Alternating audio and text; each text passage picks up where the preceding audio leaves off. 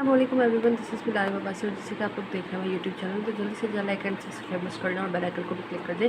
आज का जो हमारा टॉपिक है that is of embryo first और सेकंड वीक का जो डेवलपमेंट होती है उसके बारे में हमने स्टडी करना है।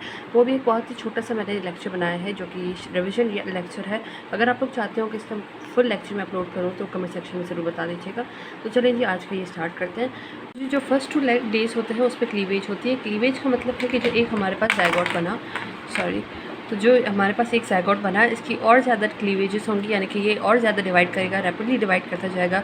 पहले 2 सेल स्टेज आएगी, देन 4 सेल स्टेज और अल्टीमेटली 3rd डे पर हमारे पास एक मॉड्यूला बनेगा। मॉड्यूला किसे कहते हैं? 16 सेल स्टेज को कहते हैं, 16 सेल स्टेज को। जब 16 सेल स्टेज बन जाएंगे तो उसके बाद हमारे पास मॉड्यूला बन जाएगा। उसके बाद 4th डे पर बनती है ब्लास्टोसिस्ट। ब्लास्टोसिस्ट किसे कहते हैं? जो हमारे पास ये कैविटी है, एक हमारे पास ये सारे इसमें सेल्स हैं, सेल्स के बीच में एक कैविटी बन जाती है जिसे हम कहते हैं, ये सारे हमारे पास सेल्स हैं।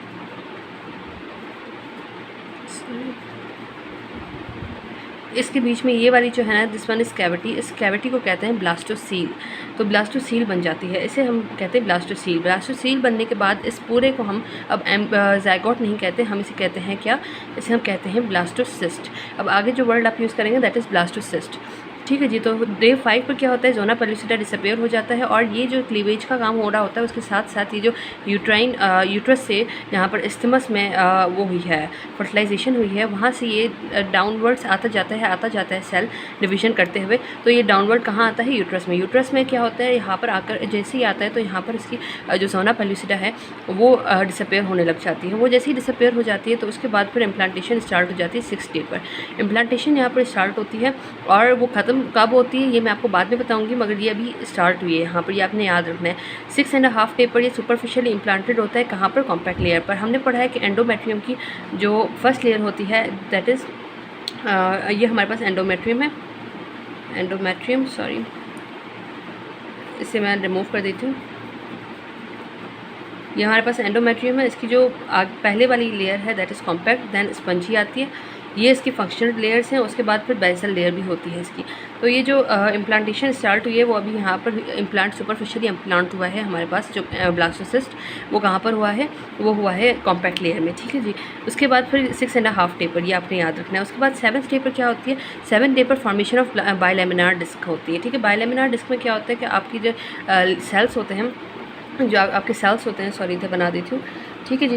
जो सेल्स होते हैं वो आपके डिवाइड होकर इस तरह से बना देते हैं। दिस वन इज़ एपीब्लास्ट और this one is hypoblast.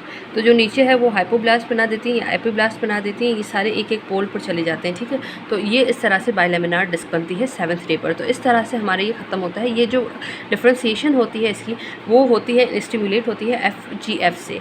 FGF किसे बोलते हैं? Fibrin growth factors. ठीक है जी। तो ये जो है ना, ये हमारे पास करवाते हैं इसकी डिफ्रेंसिएशन, सेल डिफ्रेंसिएशन। उसके बाद क्या होता है कि ये हमारे पास एपीब्लास्ट और हाइपोब्लास्ट बन गए। ये हमारे पास हुआ कंप्लीट फर्स्ट वीक के बाद अभी आ जाते हैं 2nd वीक पर। 2nd वीक में 8th जो डे होता है उसमें एमनियोटिक कैविटी बनती है जो कि एपीब्लास्ट से बनती है। अब जो एमनियोटिक कैविटी है,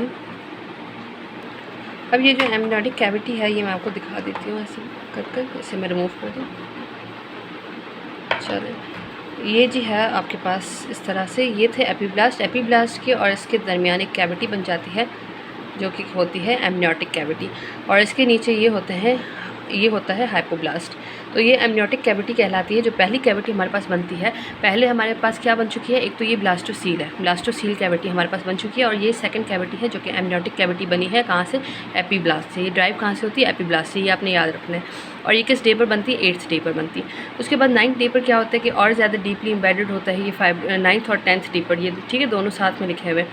तो ये जो 9th और 10th डे पर ये डीपली एम्बेडेड होती है यूट्राइन वॉल में। और जो फाइब्रिन कॉग्युलम इस सब्सटेंस या एक प्रोटीन है जो कि जाकर ये जो यूट्राइन वॉल है, एक यूट्राइन वॉल है जिसे ये क्लोज कर आया है। तो ये जो यूट्राइन वॉल में डिफेक्ट है ना, इससे यहाँ पर जाकर ये लग जाते हैं, यहाँ पर जाकर ये लग जाते हैं यहाँ पर यूट्राइन वॉल में।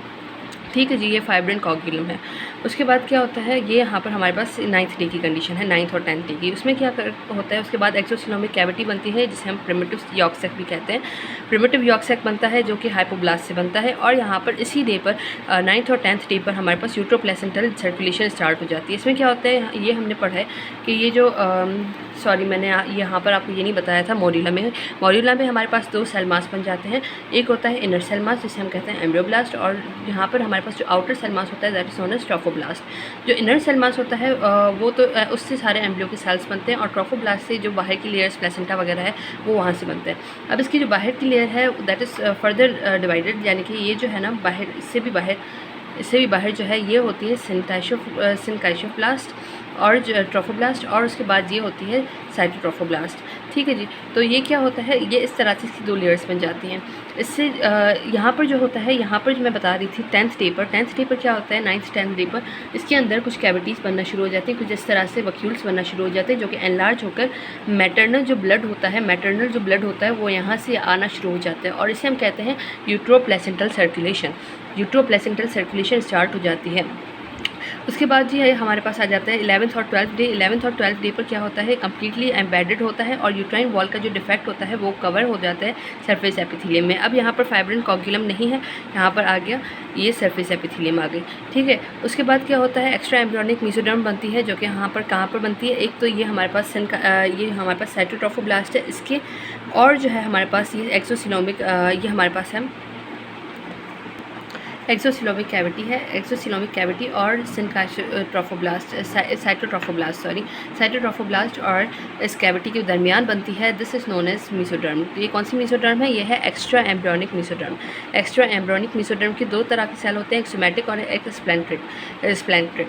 उसके बाद क्या होता है, डेसिडुअल रिएक्शन स्टार्ट हो जाते हैं। डेसिडुअल रिएक्शन है उस रिएक्शन के कहते हैं जहाँ पर ये हमारे पास है ब्लास्टोसिस्ट जो कि एम्बेड हो रही है, उसके साथ वाले जो सेल्स हैं ये हैं सेल्स सारी यूट्राइन वॉल के यानी कि एंडोमेट्रियल सेल्स हैं ये सारे। तो एंडोमेट्रियल सेल्स में क्या होता है, हमारे पास ग्लाइकोप्रोटीन्स, और वो ग्लाइकोप्रोटीन्स रिच होने शुरू हो जाते हैं, उसमें ग्लाइकोप्रोटीन्स बढ़ना शुरू हो जाती हैं, और बाकी सारे नरिशमेंट के लिए बाकी सारी चीज़ें भी, बाकी सारे के जैसे लिपिड्स वगैरह हो गए वो सारे बढ़ने शुरू हो जाते हैं। तो इस रिएक्शन को ये स्टार्ट होता है बिल्कुल ये वाले सेल्स जिसके साथ वाले हैं यहाँ से स्टार्ट होता है, और ये चलते जाते हैं टिल द एंड। ठीक है जी। तो एंडोमेट्रियल के सारे सेल्स इस तरह से डेसिडुअस सेल्स बन जाते हैं, इसे कहते हैं डेसिडुअस सेल्स, और इस रिएक्शन को कहते हैं डेसिडुअल रिएक्शन। उसके बाद 13th डे जो कि लास्ट डे है, उसमें क्या होता है, last day of the second week. ठीक है। तो उसमें डिफेक्ट जो होता है वो पूरा ही हील हो चुका होता है। ये हम सारी बात कर रहे हैं उसकी ना, तो अब कोई ऐसा लगता ही नहीं है कि कोई चीज़ के अंदर भी आई थी यहाँ इस वॉल से, ये बिल्कुल यहाँ पर क्लीन ठीक ठाक हो जाता है ना। ठीक है जी।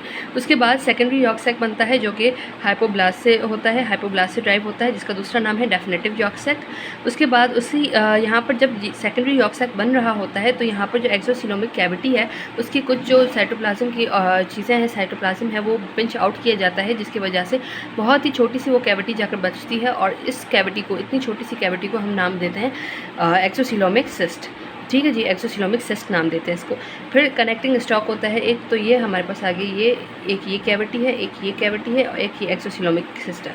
एक ये एमनियोटिक कैविटी हो गई, ये हमारे पास हो गई अभी जो बनी थी एक्स्ट्रा एम्ब्रियोनिक सॉरी इस तरफ है, ये हमारे पास है सेकेंडरी यॉर्क सैक, और ये जो हमारे पास है एमनियोटिक कैविटी, इन दोनों को यहाँ से ज्वाइन करवा रही होती है एक छोटी सी चीज़ जो कि यहाँ पर पकड़ कर खड़ी होती है इस पूरे एम्ब्रियो को, इस पूरे को हम कहेंगे एम्ब्रियो। तो इस पूरे एम्ब्रियो को पकड़ कर खड़ी होती है, दैट इज़ कनेक्टिंग स्टॉक, जो कि आगे जाकर अम्बिलिकल कॉर्ड बनेगी। ठीक है जी।